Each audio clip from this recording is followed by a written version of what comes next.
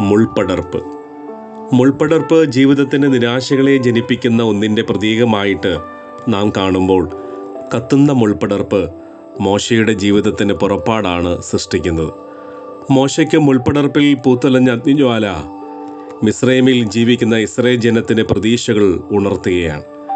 മോശ കണ്ട മുൾപടർപ്പിൽ വേദനയിൽ വെന്തു നിന്നതെല്ലാം വെണ്ണീറാകാതെ നിൽക്കുന്നത് മോശയെ ഒരു പുറപ്പാടിൻ്റെ സ്പന്ദനം ഒരുക്കുന്നു. വേദനയിൽ വെന്ത് വെണ്ണീറാകാതെ നിൽക്കണമെങ്കിൽ ദൈവത്തെ കൂടെ നിർത്തുക.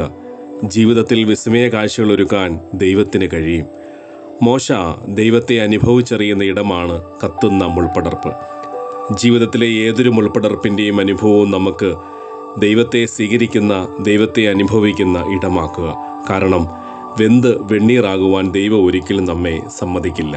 പത്രോസ് എഴുതിയ 1-ാം ലേഖനം 5-ാം അധ്യായം 10-ാം വാക്യം, അല്പകാലത്തേക്ക് കഷ്ടം സഹിക്കുന്ന നിങ്ങളെ ക്രിസ്തുവിൽ തൻ്റെ നിത്യ തേജസ്സിനായി വിളിച്ചിരിക്കുന്ന സർവകൃപാലുവായ ദൈവം തന്നെ യഥാസ്ഥാനപ്പെടുത്തി ഉറപ്പിച്ച് ശക്തീകരിക്കും.